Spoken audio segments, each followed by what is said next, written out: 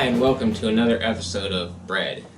Okay, so today we're going to talk about something that I call liberals versus God, and I'm specifically talking about political liberals and God. I think it's kind of striking some of the things that liberals are for and support versus what God says about those things and what God is for.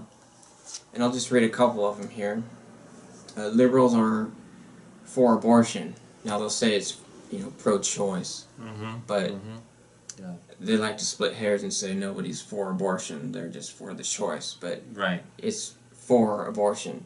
Fits into the whole tolerance thing. And God, of course, is against abortion. Liberals are against executing murders or capital punishment.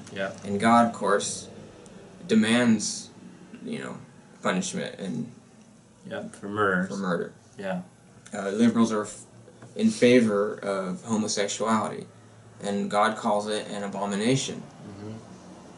Liberals say that it's just fine that homosexuals can marry each other, and God says that marriage is between a man and a woman.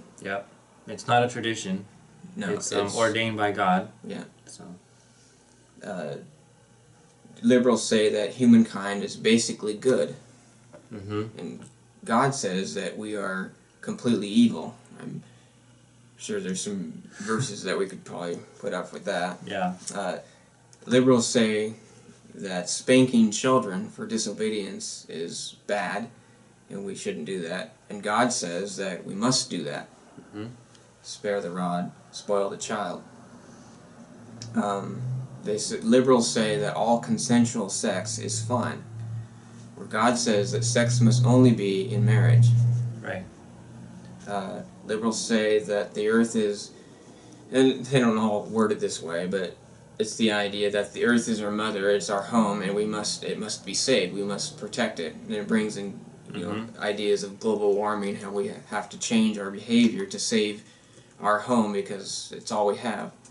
But God says that the earth will be burned up, destroyed. It's here for a limited time, and He'll destroy it. And I think I have a quick verse here that kind of relates to that. In Romans 1:25, it talks about, we could say, the liberals and those who don't know God and hate God for that matter. Romans 1:25 says, who exchange the truth of God for the lie and worship and serve the creator rather than the creature rather than the creator. So basically they're putting the earth, putting that as their denying religion. God but worshiping the earth itself. Making it their mother or whatever they want to do.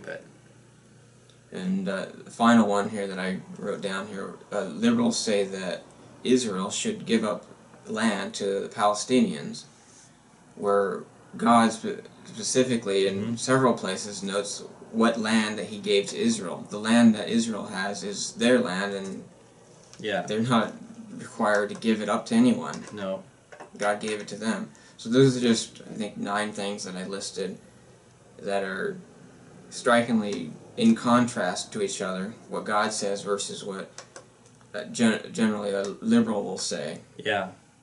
I found the verse about the land that was given to Israel, at least one of them.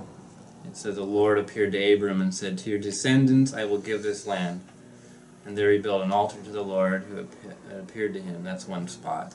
And there's another spot there that he actually gives the borders of the land, what specific area it is. So it's not like it's debatable whether this is, it's actually laid out what land is there. And it's a lot more than Israel currently has. Joshua 1:4 says that it starts at 3. Every place that the sole of your foot will tread upon I have given you, as I said to Moses, from the wilderness and this Lebanon as far as the great river, the river Euphrates, all the land of the Hittites and to the great sea toward the going down of the sun shall be your territory. So this has been another episode of Bread, and we want to thank you for watching us. Tune in again next time when we have a great discussion on bread. Thanks.